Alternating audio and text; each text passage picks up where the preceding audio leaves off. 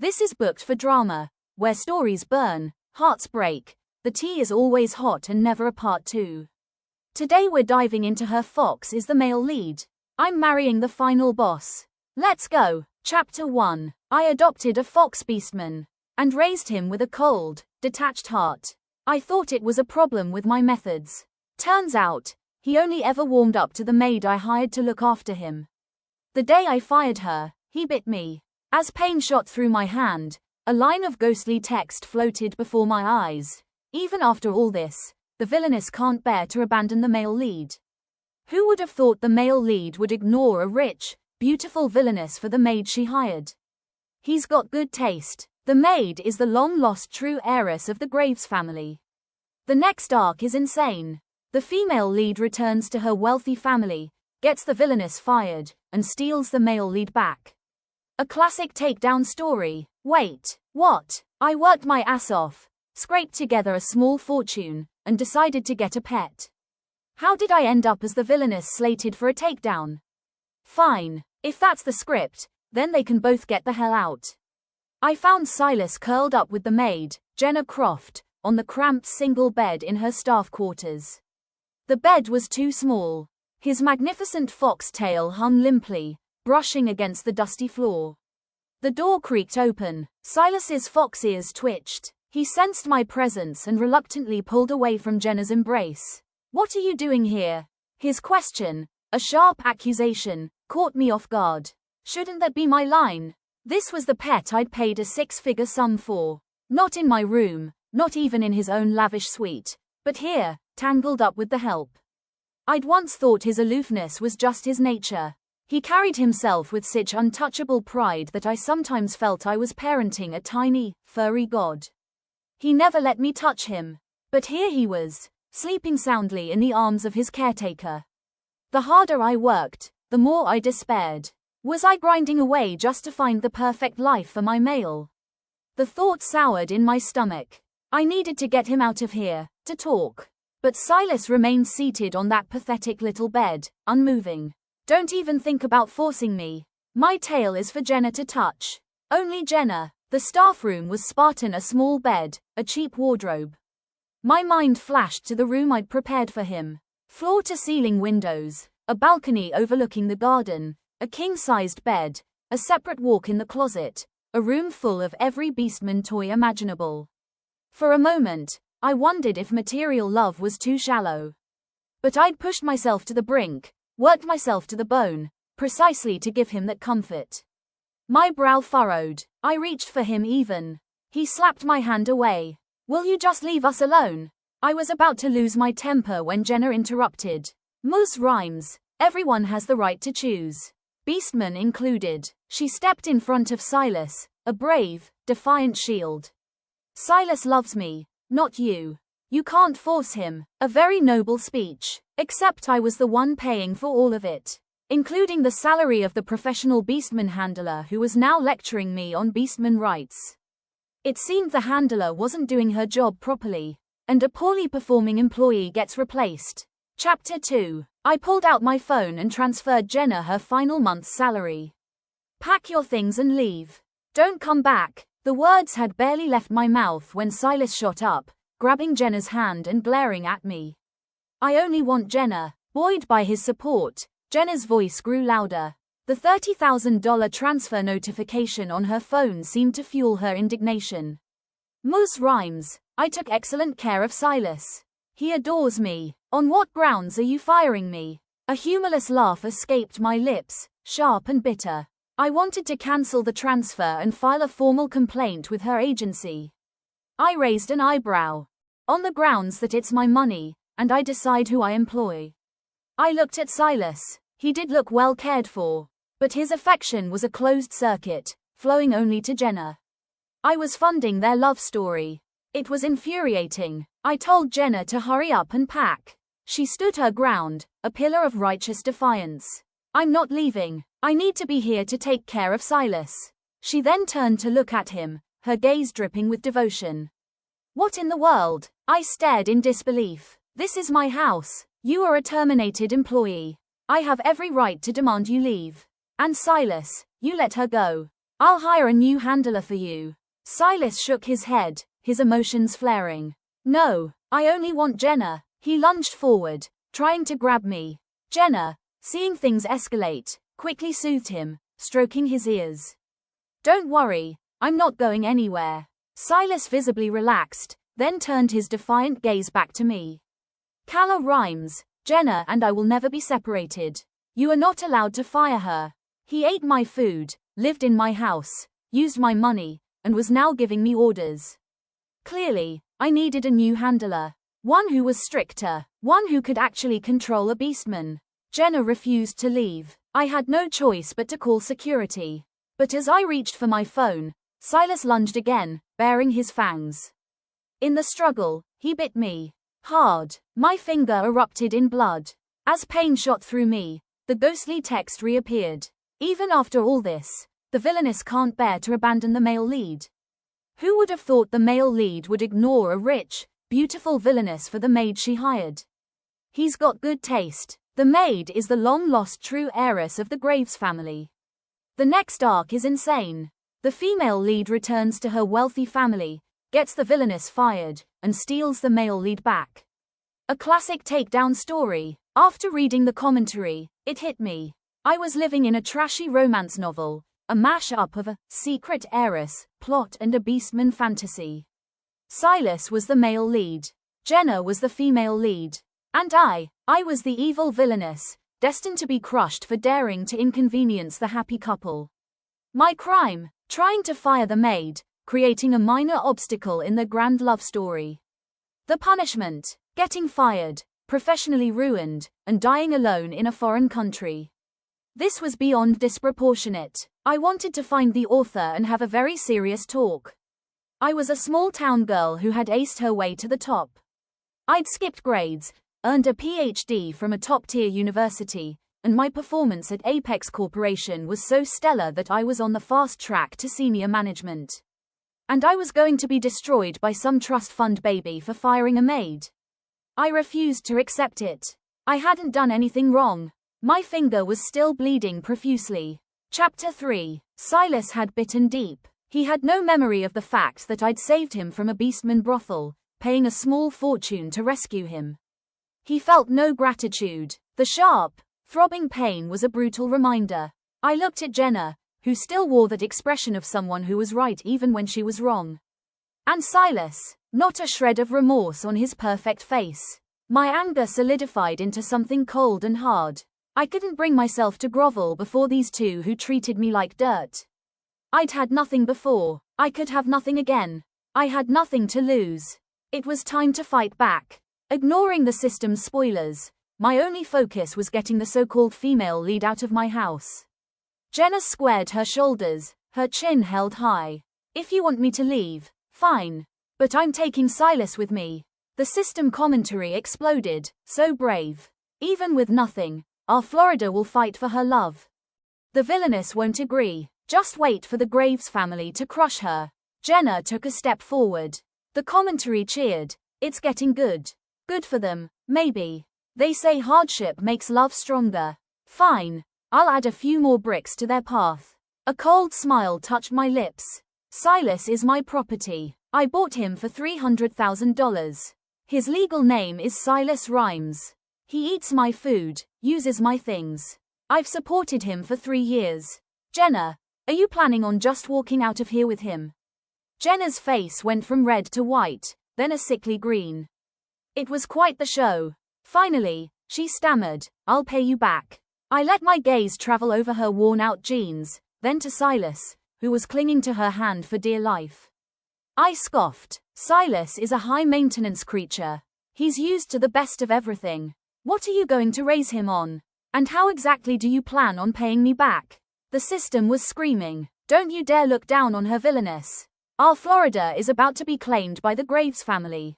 Once she's back in the lap of luxury, she could crush this bitch with her pinky finger. I ignored the noise and looked at Silas, who was now chanting, I want to go with Jenna. I pulled out my phone and called the agency. When Jenna was finally escorted out, the world fell silent. Except for the sound of Silas, the damn fox, sobbing in the corner. I want to be with Jenna. You can keep my body, but you'll never have my heart. I hate you. Kala rhymes. He was beautiful, even when he cried. But I no longer felt that initial spark, that overwhelming desire I had when I first saw him, the one that made me want to take him home and cherish him. Now, all I felt was disgust. Oh, I said, and walked away. I filed a complaint against Jenna, and left her a scathing 1-star review on the agency's platform. Chapter 4. Unsurprisingly, she lost her high-paying job. The system started a countdown for me. 6 months until payback. The villainess is going to regret this. Regret. That word wasn't in my dictionary. Great. That gave me 6 months to make their lives a living hell. I moved Silas into the tiny, cramped staff room Jenna used to occupy. He seemed to like it so much. After all, I didn't kick him out immediately, not because I was holding on to some fantasy of a redemption arc where he'd come crawling back. It was purely because he was too expensive. I'd listed him online, but no one was buying.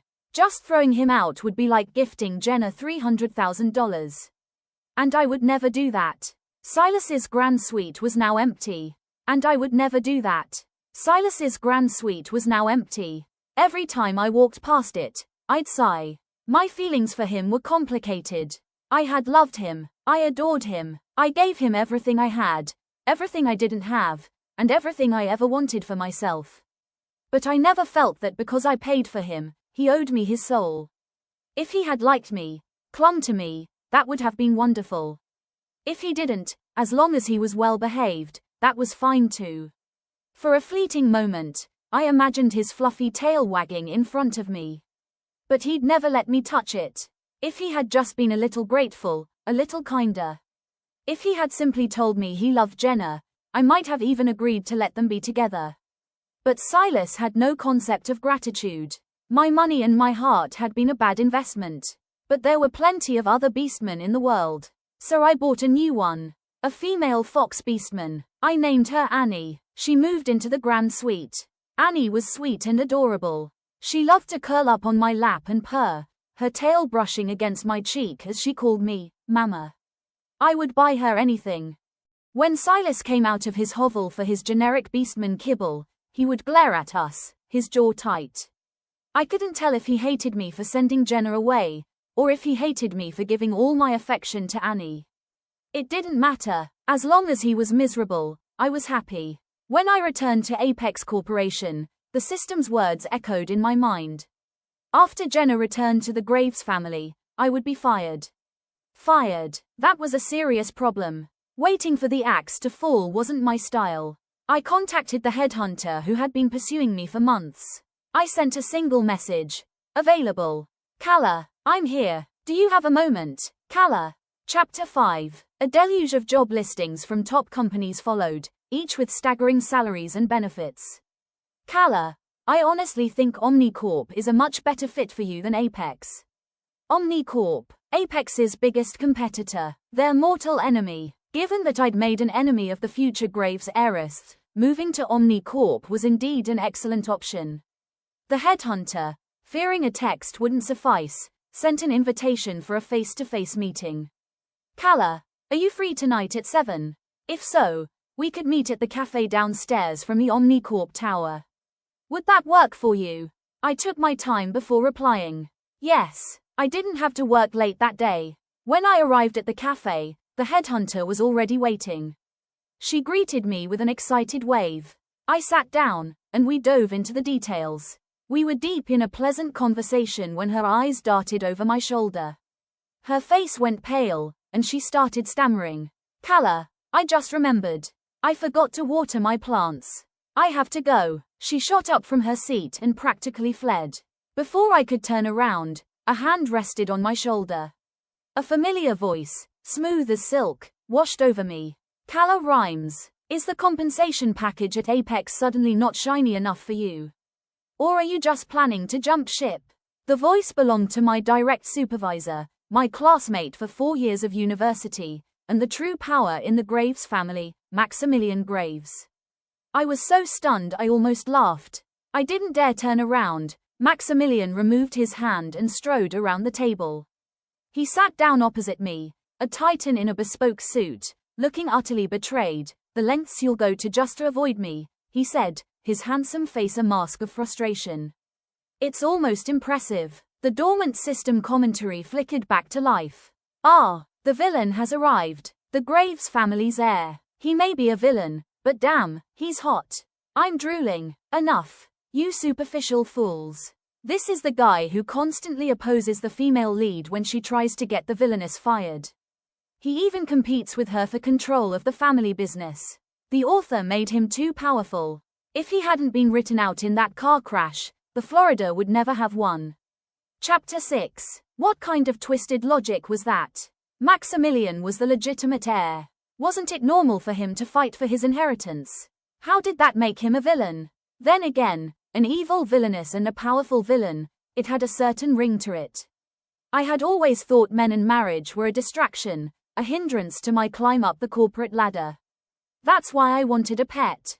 But since that hadn't worked out, perhaps it was time to change my strategy. Maximilian Graves was the real deal. Even a true heiress couldn't just fire the wife of the family's scion. I had 6 months. It should be enough time. As I calculated my options, my eyes darted around.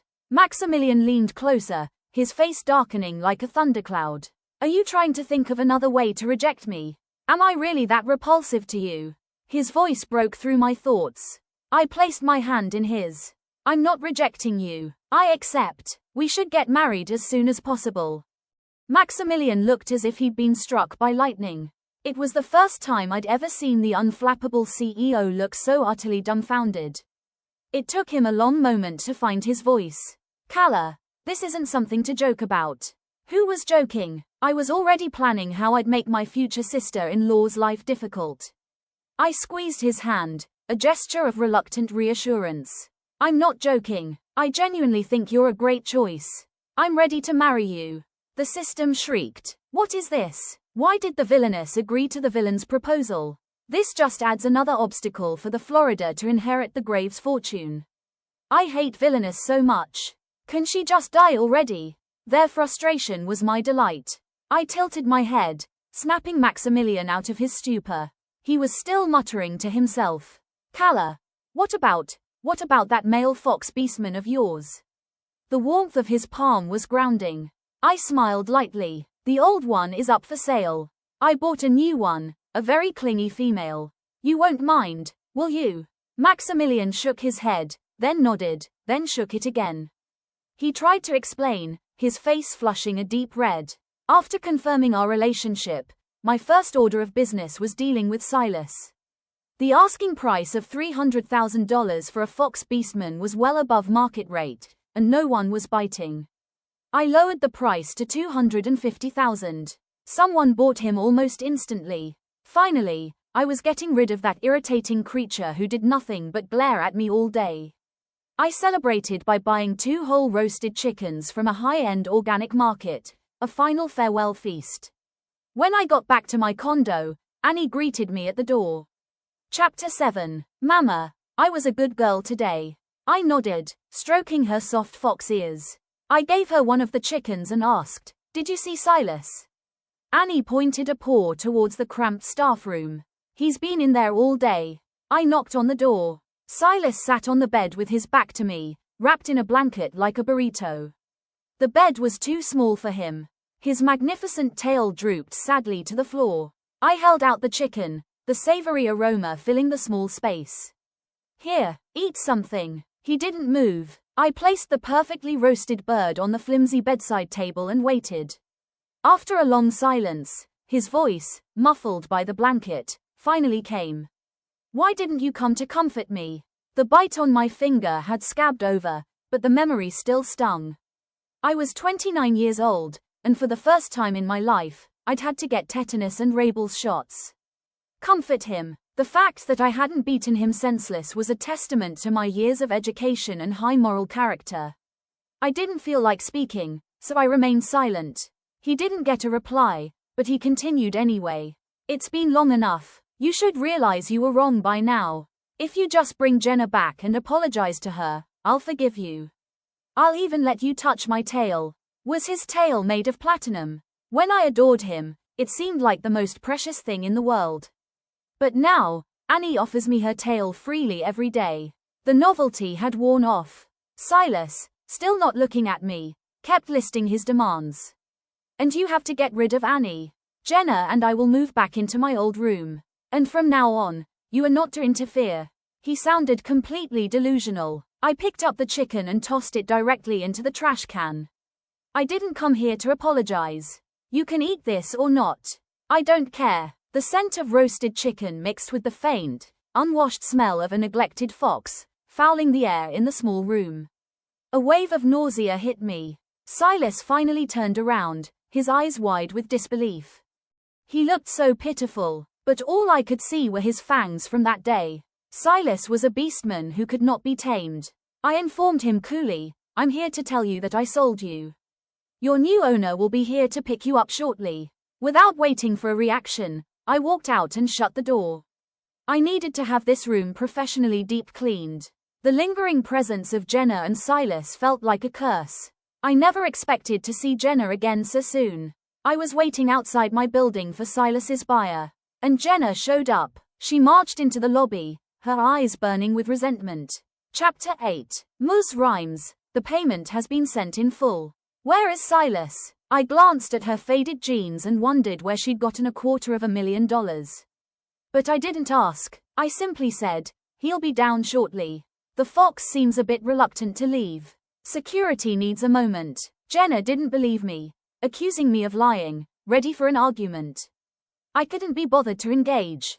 The argument died in her throat when two burly security guards appeared, dragging a struggling Silas between them. Jenna's eyes immediately filled with tears. She pointed an accusing finger at me. Ms. Rhymes, why did you abuse him? Held up my hands. Let's not make baseless accusations. I never starved him. My beastman kibble is all you can eat. In the hands of the large guards, Silas looked frail and thin. He saw Jenna and whimpered, Jenna, I missed you so much. Jenna rushed to him, her face etched with heartbreak as she took in his gaunt features. Tears streamed down her face. Kibble, you used to feed him the finest imported meats, with a specially designed nutritional plan. The system commentary returned with a vengeance. I'm crying. My poor baby. Don't cry. Mommy loves you. Even though the plot went off the rails, their love in the face of adversity is so beautiful. They both care so much for each other. The Florida is so brave for love. Go, Florida. Put the villainess in her place. I live for this. Their sappy romance was already annoying enough. The incessant commentary and Jenna's nagging accusations were grating on my last nerve. I finally snapped back. Let me reiterate. It is my money, and I have the right to decide how to spend it. Both Jenna and the system were stunned into silence. I gestured for the guards to hand Silas over. Jenna took him, and as she held him, she let out a small gag. She choked it back, her face turning red as she held her breath and hugged him tightly. Silas hugged her back. Jenna, the new handler wanted to give me a bath, but I promised you I'd only let you touch me. So I might smell a little. You don't mind, do you, Jenna? Jenna didn't speak, just shook her head vigorously. Finally, under Silas's expectant gaze, she forced out the three words. I don't mind. I, along with the system, had to marvel at it. What a great love. She could tolerate that stench. No wonder she was the female lead. The commentary continued. It's all the villain's fault for suddenly selling the male lead. The Florida had to borrow a ton of money to save him. Don't worry, once she returns to the Graves family, this amount of money will be nothing. I wonder how long the villainess can act so smug. My money, my right to decide. Let's see her crying in a ditch when she has no money left. Too bad for them. I had money now. A condo, a sports car, and a 7-figure bank account. And a fresh $250,000 deposit. Meanwhile, their precious female-led, Jenna Croft, was now $250,000 in debt. That should keep her busy for a while. It wasn't enough. I wished I could find the people writing this commentary and ruin their lives too. But since I couldn't reach through the screen, I'd have to settle for destroying the story they loved so much. I didn't want to waste money on a private investigator for those two. Thankfully, The occasional system commentary kept me updated. Silas and Jenna were miserable. The broke lovers were surviving on bread and cliches, whispering sweet nothings to each other to keep warm. The system was in mourning.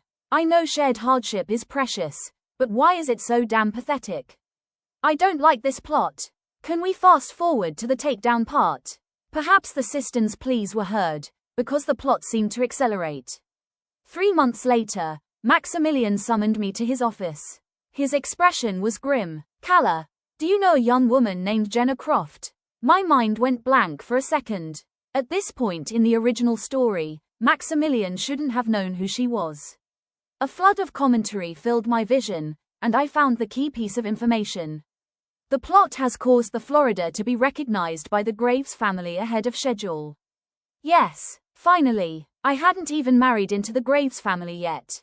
I looked at Maximilian, weighing the pros and cons of forcing a marriage versus just taking the job at Omnicorp.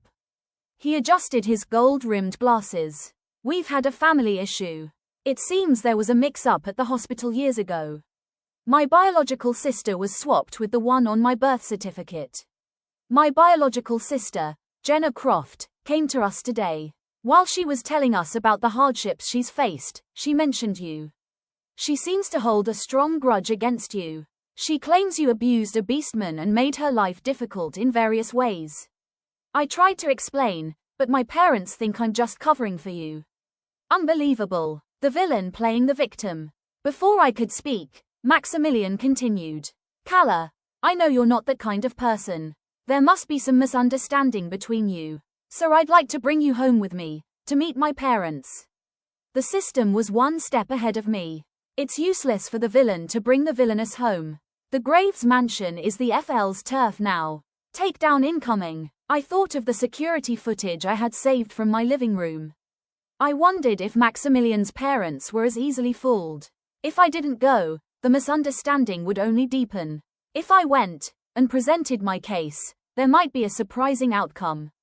I went with him. Maximilian had prepared all the gifts, carefully chosen based on his parents' tastes. On the way, I frowned at the excited chatter of the system.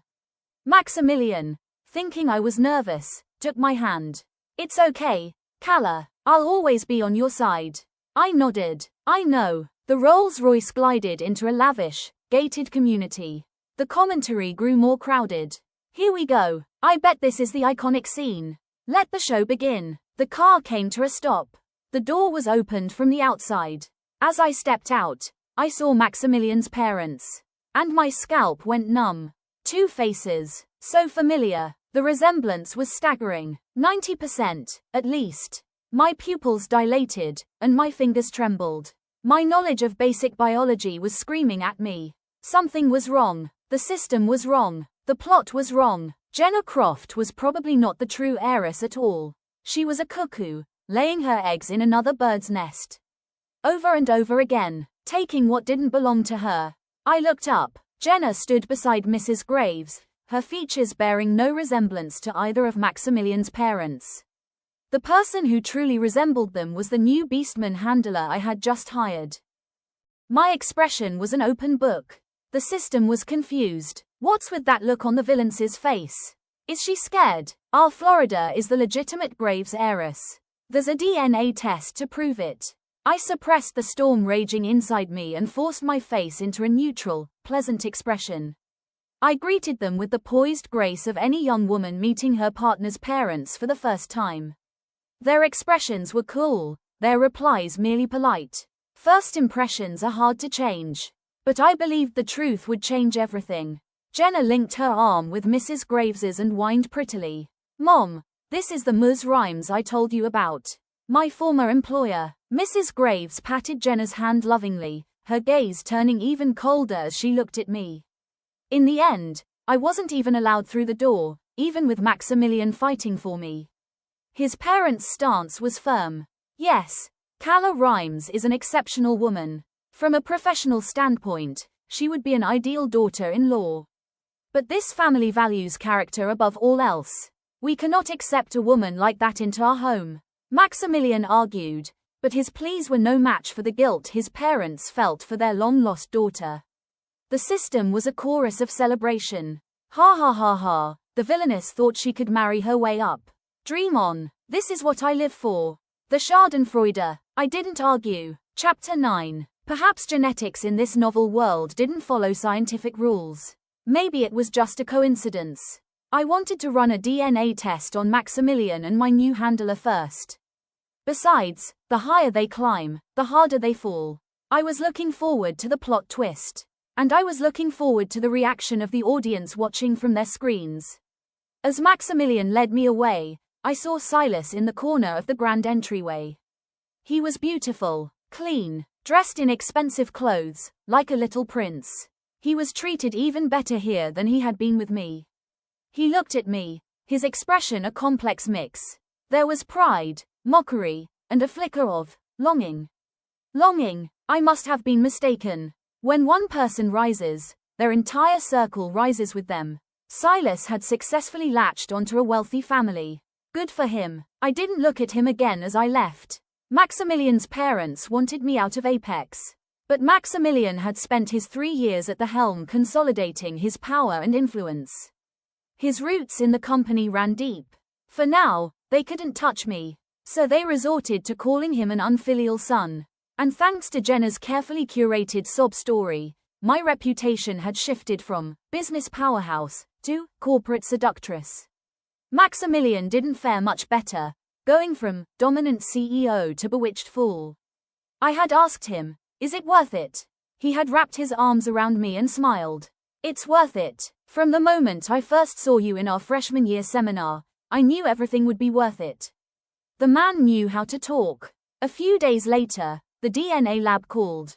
The report was ready. I went alone to pick it up. The report was pages long, full of technical jargon. I skipped to the end, my hands trembling as I read the results. First, I saw the number, 99.99%. Then, the words, biological relationship confirmed. My fingertips were shaking so hard the paper rustled.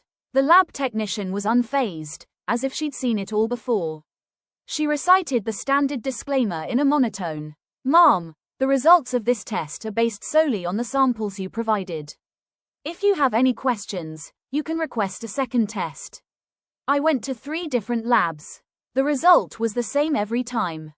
Maximilian Graves and my new beastman handler were related by blood. Jenna Croft was truly something else, always managing to take what belonged to others. Fate, another's beastman, another's identity, another's fate. I didn't know how someone like that could be a female lead.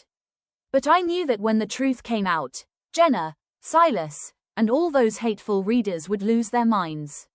I regretted not getting a sample of Jenna's hair for confirmation. That was a mistake on my part. I brought Maximilian back to my condo. At first, he was joking around. Are you finally so moved by my persistence that you've decided to let me move in? I'm an excellent caretaker, you know.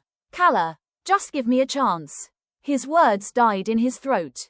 I could feel the shock radiating from him. He was staring at the handler who was currently looking after Annie. He was speechless. The resemblance. It was uncanny. No one could see it and not be stunned. I laid out the 3 separate DNA reports on the table in front of him. Jenna Croft is not the true heiress. I don't know how she managed to fool your parents, but the young woman standing before you is your real sister. The truth hit like a thunderclap. The air went still, but Maximilian recovered quickly, his expression hardening. Why didn't you tell me sooner? I shrugged, spreading my hands. You know me. I don't like to make claims without evidence. Maximilian and I returned to the Graves mansion. Mrs. Graves, with Jenna at her side, met us at the door, blocking our way. Jenna's face was a mask of contempt, defiance, and provocation. Mrs. Graves was clearly displeased. Maximilian, I've told you. Ms. Rhymes is not welcome in this house. The system chimed in. Oh, look, the villainess is back for another round of humiliation. The Florida has already gotten rid of the fake heiress and won over the parents. Once the villain has his car crash, the Graves family will be all hers. I don't know where the villainess gets the nerve to show her face here again. Ignoring the commentary, I maintained a pleasant smile. Mr. and Mrs. Graves, I'm here today because I don't want to see you being deceived, to see you pour out your guilt on the wrong person. A flicker of panic crossed Jenna's eyes before she quickly hid it. She put on a pitiful act. Ms. Rhymes, please don't try to sow discord between me and my family. I can call the police. Maximilian cut her off. Mom, there's someone I want you to meet. Under his mother's confused gaze, he spoke with earnest sincerity. Mom, once you see her, you'll understand everything. Jenna tried to intervene, but Maximilian was faster. Lyra, you can come out now. At his words, the door of the Rolls-Royce opened, and another person stepped out. It was my new beastman handler, Lyra. After a makeover, she looked even more like Mrs. Graves. Everyone present, the Graves parents, the butler, the staff, was frozen in shock. The system was a wall of question marks. Only Jenna's face turned deathly pale, her nails digging so deep into her palms that they must have drawn blood. She knew, as the female lead, Jenna Croft had a remarkably strong heart. Even with Lyra's appearance, she could still argue, desperately trying to divert attention. Brother, I never wanted to take anything from you. I just want what's rightfully mine. Why can't you even allow me that? I know you were close to the fake heiress. I know you don't care that she isn't your real sister. And I know you like Ms. Rhymes, so you can't stand me. But brother, I'm your real sister. At this point, Jenna started to choke up. Brother, why would you hire an imposter to steal my identity? To get rid of me, to avenge your girlfriend and the fake sister? Do you really have to be so cruel? Her cries grew louder, her tears falling like broken pearls. She was a picture of heartbreak. Her words were so sincere, as if she were truly a victim, abandoned by her own brother. She was skillfully twisting the narrative. If Lyra didn't look so much like the Graves parents, and if I didn't have 3 DNA reports in my hand, I might have even been swayed. But the truth doesn't lie. I presented the reports. The bold, red letters were clear, irrefutable proof of Lyra's identity. If Lyra was the real one, then Jenna's identity was questioned.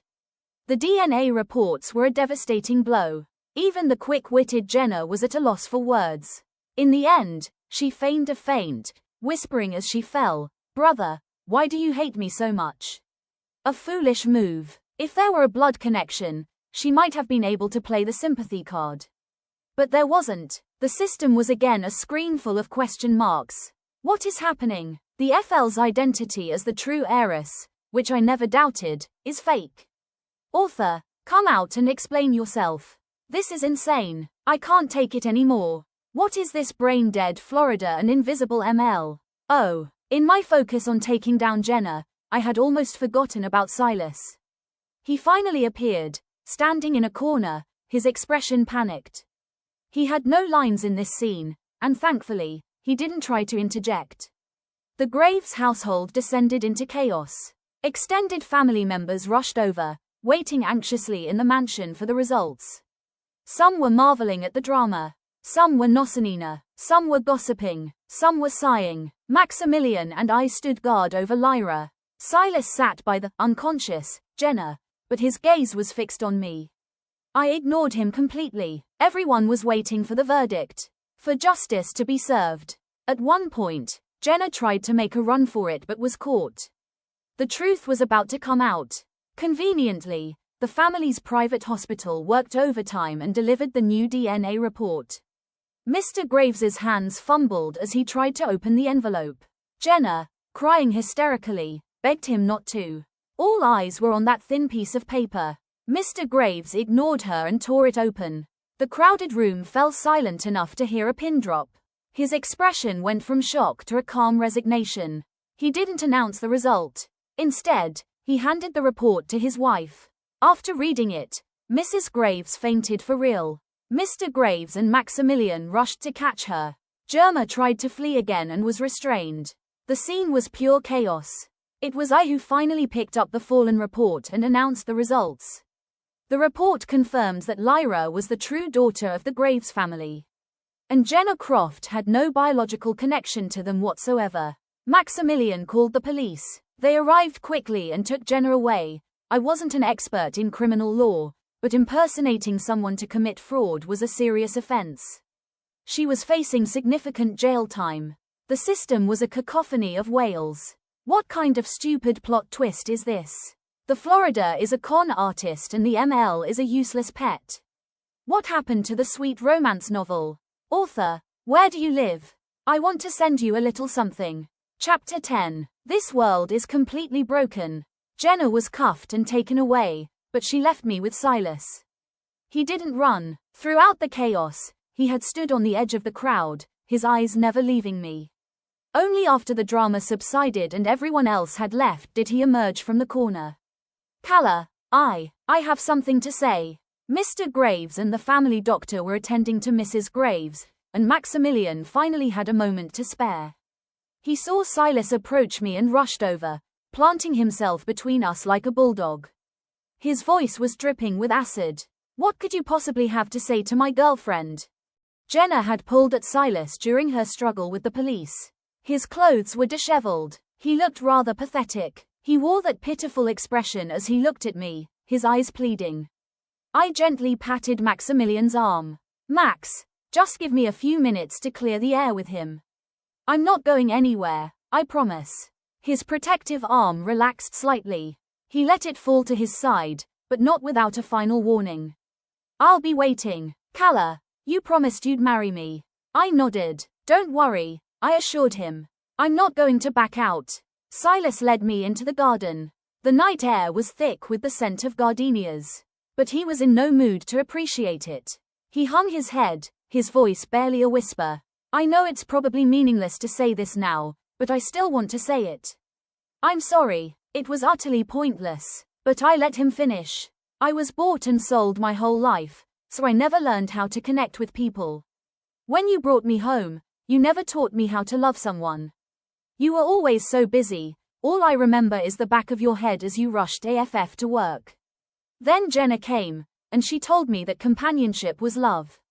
She told me she was the female lead and I was the male lead, that we were destined to be together.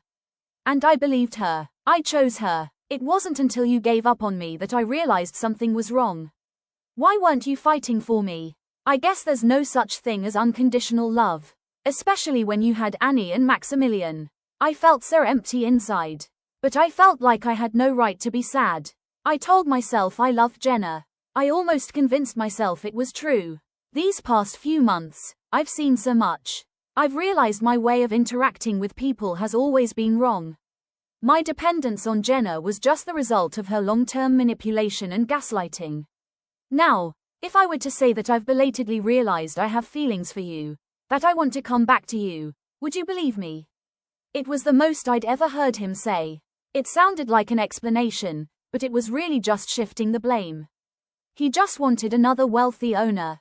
His tail reached out, questing for something. It was slapped away by a suddenly appearing Annie. You bad thing, don't try to steal my mama. And what's this? I don't know how to connect with people, nonsense.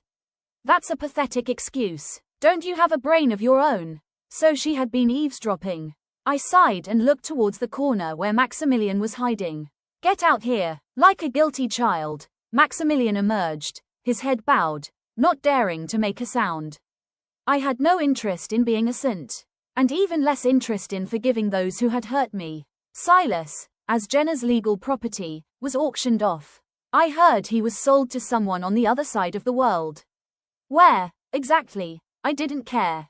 It had nothing to do with me. After Mrs. Graves recovered, Maximilian showed his parents the security footage from my living room. Jenna's magical commentary was on full display. I saw that kaleidoscope of expressions on their faces again. It was magnificent. I loved it. After a long silence, they finally dropped their objections to our marriage. Sometime later, they took their newly found daughter, Lyra, on a trip to Europe.